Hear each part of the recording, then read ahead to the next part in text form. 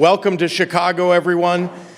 Make sure that if you haven't had a Wiener Circle hot dog or a deep dish pizza since you've been in town, that you get there.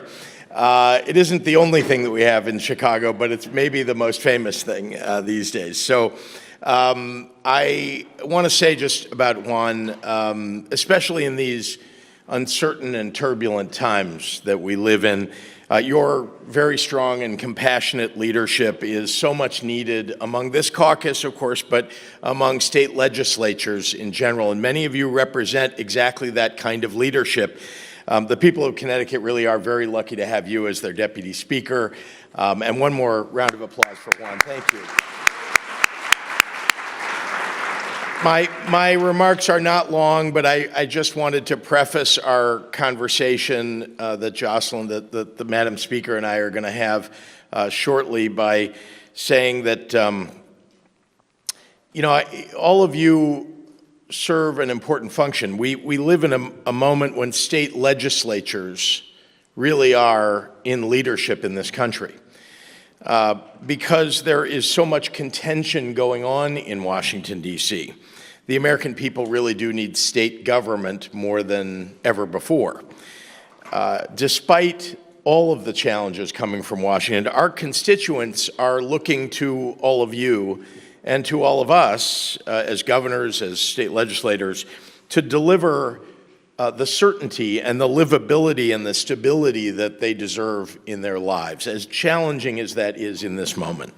Crosswinds of higher grocery prices, higher gas prices, SNAP and Medicaid cuts, ICE raids and attacks on election integrity, reductions in university funding and disaster aid, all of those things have created turmoil for working families, for parents, for workers, for seniors, for vulnerable communities, for people with disabilities, for the poor, for small businesses.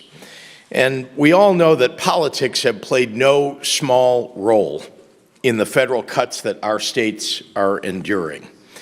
The White House broke the law. Maybe I should say that again. The White House broke the law. They broke the law over and over again, attempting to take away federal programs from our states, federal grants from our states that were appropriated by Congress. The president doesn't have the ability to just say, I'm not going to deliver that when Congress has passed it and it's been signed into law. And President Trump and the Trump administration froze those grants for seemingly no reason sometimes. And we proved that in court. In fact, just 2 days ago, the administration admitted in their court filings that it froze billions of dollars of federal energy grants to states solely because those states didn't vote for Donald Trump in the 2024 elections. They admitted this in court filings. For that offense, they left families with higher energy bills, with less reliable energy grids, fewer jobs in the energy industry. That is not normal. For any of us who've been around longer than just a few years, that's not normal in this country, and that's not normal in the White House, and it shouldn't become normal. Just like your state's Illinois has suffered. I don't check when counties voted for me to decide whether our resources should go to a particular county. When I get elected, when each of you gets elected, you serve every person that is a constituent of yours, whether they're a Republican or a Democrat. That's our job. We have to deliver for everybody. Yes, we fight it out in elections, and we say things about one another, one party to the other. But when you're serving in office, you have to deliver.